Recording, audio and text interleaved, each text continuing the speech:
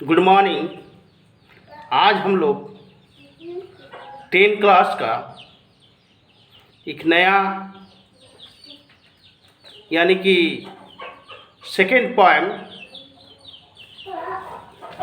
को रीड करेंगे। उसका समरी हम बताएंगे, है ना। Today I will tell the summary of the second poem of class 10।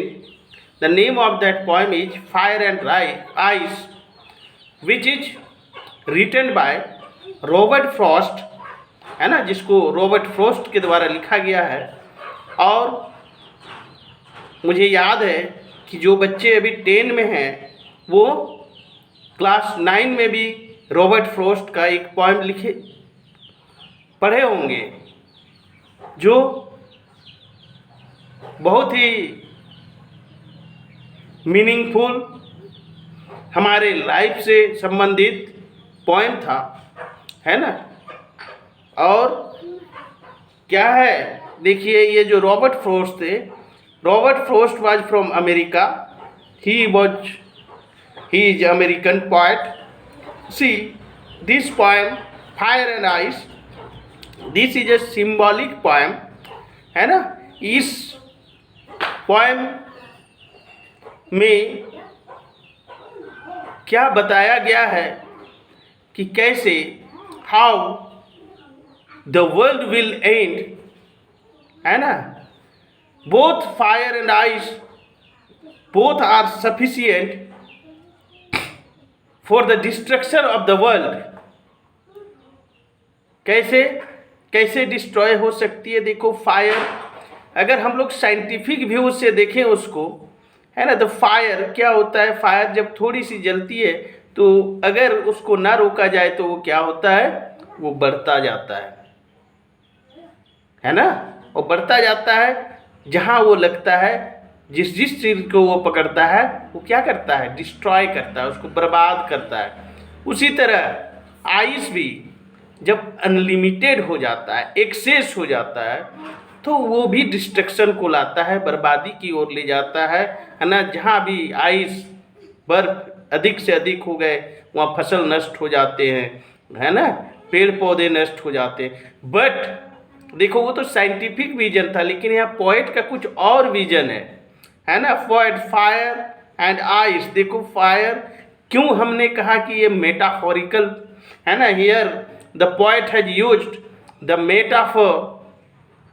Metaphor क्या होता है, जब हम लोग एक चीज़ को दूसरे चीज़ से क्या करते हैं, कंपेयर करते हैं, without using as and like.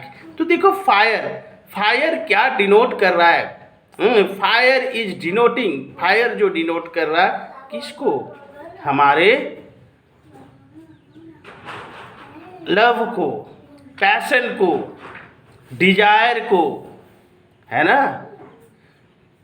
तो देखो, पहले हम इस पोएम को पढ़ते हैं। Some say the world will end in fire, some say in ice, from what I have tasted of desire, I hold with those who favour fire, but if it had to perish twice, I think I know enough of it to say that for destruction ice is also great and would suffice.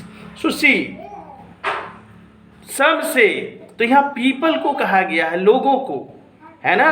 Poet कहते हैं कि कुछ लोग कहते हैं कि fire से destroy हो सकती है क्या, ये दुनिया, है ना, और हम भी उसके पक्षधर हैं, है ना। I also favouring them. तो फायर या क्या है, हमारा डिजायर है, हमारा इच्छा है।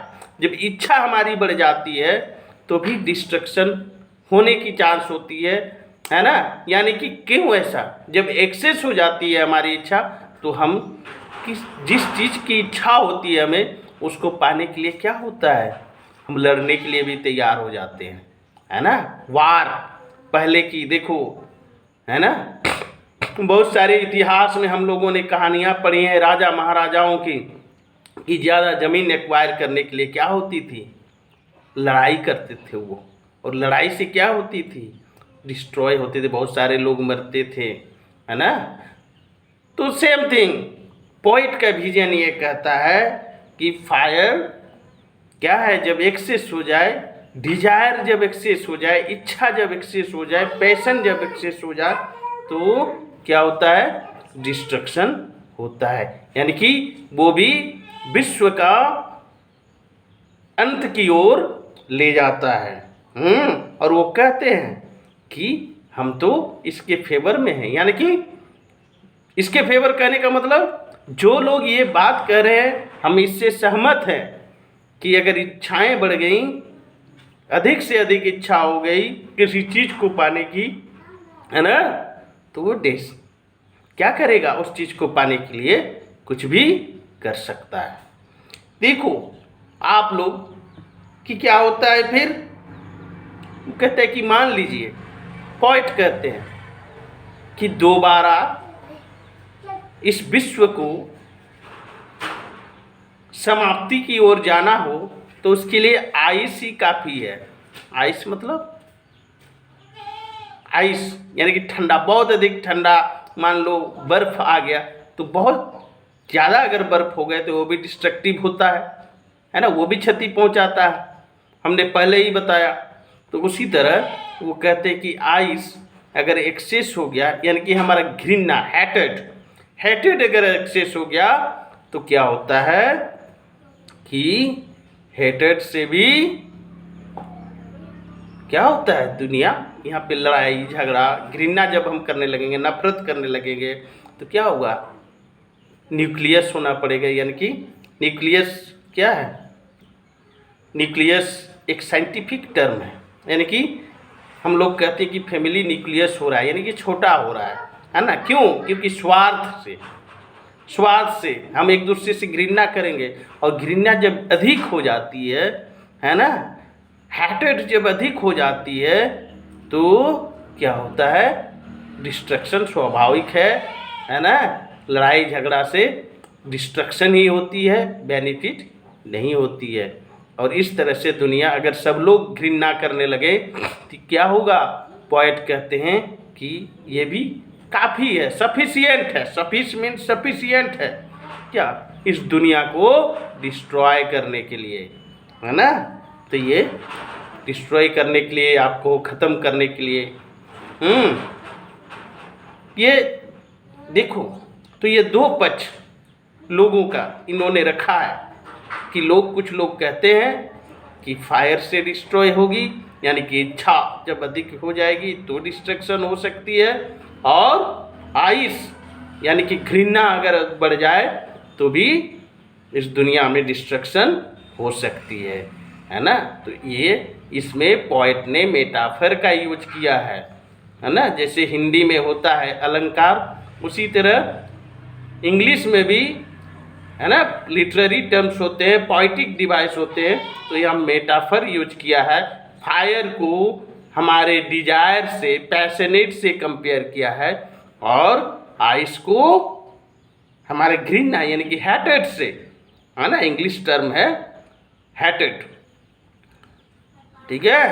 और सारे बहुत सारे फिगर ऑफ स्पीच और literary terms you can say the poet has used in this poem, जैसे कि एंजाममेंट का यूज। एंजाममेंट कैसे, आप देखो, जब आप पोएम को पढ़ो तो आप पाओगे कि क्या, कि लाइन एक लाइन में ख़त्म नहीं हुआ है। कैसे, कोमा नहीं है, फुल स्टॉप नहीं है, देखो 3 लाइन के बाद लास्ट में फुल स्टॉप है। तो इसलिए इसको हम एंजाममेंट कहेंगे, है ना। एंजाममेंट हैज बीन यूज्ड, क्यों, because the line is not completing in single line, sorry the statement is not completing in single line, that's why, है ना। और इसमें एलिट्रेशन का यूज हुआ है, ठीक है। अब आप कहोगे एलिट्रेशन क्या होता है। एलिट्रेशन वो होता है जब एक से अधिक वर्ड, है ना, एक से अधिक वर्ड सेम कॉन्सोनेंट से बिगिन होता हो, या सेम कॉन्सोनेंट यूज होता है, तो उसको हम लोग असोनेंस कहते हैं। जैसे he can come soon, he can come सुन, तो देखो कैन में सी है, फिर कम में सी है, तो यहाँ क्या है, क्या है, यहाँ एलिट्रेशन है। हमको लगता है कि ये जो 10 क्लास के बच्चे हैं उनके लिए बहुत ही मददगार होगा। भले इस बार एग्ज़ाम ना हो रहा होगा, है ना, लेकिन हमें पढ़ना चाहिए, ज्ञान नॉलेज गेन करना चाहिए। क्यों? क्योंकि जब हमारे पास नॉलेज होती है तो हमारा लाइफ भी स्मूथ चलता है, अच्छा चलता है ना। समाज में क्या होती है, एक वैल्यू होती है, एसेट समझते हैं लोग, है ना। तो थैंक यू, आज इतना ही। हमको लगता है कि ये वीडियो आपके लिए बेनिफिशियल होगा। और क्या है, अपने इस ऐसे ऐसे वीडियो बहुत आएंगे जिससे आप जो भी बच्चे 10th में पढ़ रहे हैं उसको आप मदद कर सकते हो, है ना। इसलिए ऐसे वीडियो के लिए आप इस चैनल को सब्सक्राइब कर सकते हैं। ठीक है, धन्यवाद, थैंक यू।